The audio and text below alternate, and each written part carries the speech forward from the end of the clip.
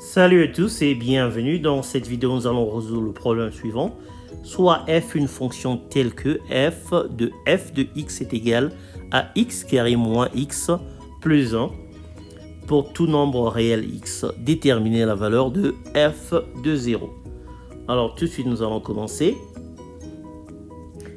Avant tout, on va introduire quelques notations. On va poser que g est égal à f rang f, que a est égal à f de 0 et que b est égal à f de 1. Donc en particulier, on va avoir que g de x est égal à x carré moins x plus 1. On s'est donné dans l'énoncé.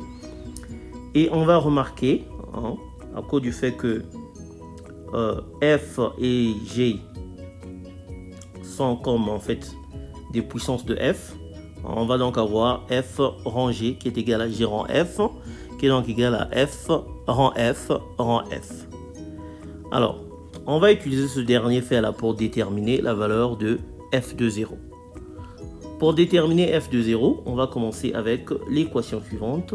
G de f de 0 égale à f de g de 0. Dans le premier membre, on va remarquer que f de 0, c'est a.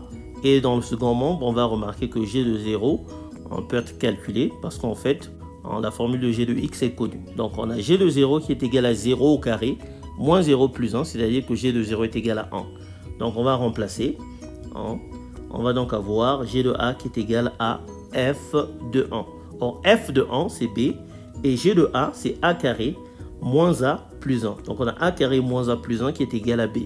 Alors, nous avons là une équation du second degré avec deux inconnues. On ne peut donc pas la résoudre à moins de connaître l'une des deux inconnues. Maintenant, nous allons déterminer la valeur de b et ensuite on va revenir à cette équation-là.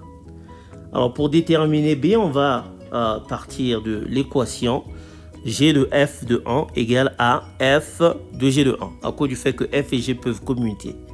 Alors f de 1 c'est b et g de 1 c'est 1. Vous pouvez vérifier cela. Donc on va avoir g de b qui est égal à f de 1. Or f de 1 c'est aussi b. Donc on va avoir b carré moins b plus 1 qui est égal à b. Ce qui va nous donner donc nous avons là une équation du second degré avec une seule inconnue. Donc on peut facilement la résoudre. On va avoir b carré moins 2b plus 1 égale à 0. C'est une identité remarquable. On factorise. On obtient donc b moins 1 au carré égale à 0. Et donc b moins est égal à 0. C'est-à-dire que b est égal à 1. Alors maintenant que nous avons la valeur de b, on va la remplacer dans l'équation de gauche pour avoir a carré moins a plus 1 égale à 1. On va soustraire 1 de part et d'autre et on va obtenir a carré moins a égale à 0.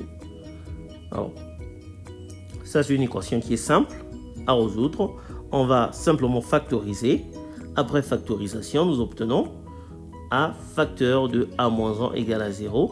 Alors, un produit de facteurs est nul si l'un de deux facteurs est nul. Donc, on va avoir soit a est égal à 0 ou a est égal à 1.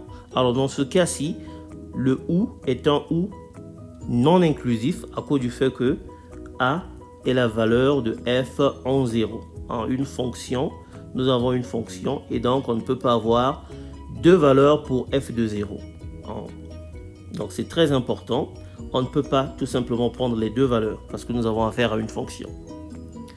Alors, donc on va déterminer laquelle de ces deux valeurs est la valeur de f de 0. Alors pour cela, on doit vérifier pour chacune des deux valeurs. Donc on va supposer tout d'abord que f de 0 est égal à 0. Si f de 0 est égal à 0, alors nous savons que g de 0 c'est 1 à cause du fait que nous connaissons la formule de g. G de 0 c'est simplement 0 carré moins 0 plus 1, donc ça va faire 1. Et g de 0 c'est aussi f rang f en 0, c'est-à-dire f de 0. Or f de 0, nous venons de supposer que c'est 0. Donc on va remplacer f de 0 par 0 pour avoir donc que f de 0 est égal à f de 0. Et ça signifie en fait que puisque nous avons supposé que f de 0 est égal à 0, ça signifie que 1 est égal à 0. Ce qui est une contradiction. Par conséquent, l'hypothèse de départ n'est pas correcte. On ne peut donc pas supposer que f est égal à 0. Donc f de 0 est différent de 0. Alors, est-ce que cela va impliquer automatiquement que f de 0 est égal à 1? Alors, on va vérifier. Alors, on va supposer que f de 0 est égal à 1. Si f de 0 est égal à 1, on va utiliser la même équation. Donc, 1 est égal à g de 0. Et g de 0, c'est f de 0. f de 0, c'est 1. Donc, on va avoir f de 1 qui est égal à 1. Et ça, nous savons que c'est vrai. Et par conséquent, on peut dire que f de 0 est égal à 1. Voilà la valeur que nous cherchions. Nous sommes donc arrivés à la fin de notre vidéo. Merci d'avoir suivi.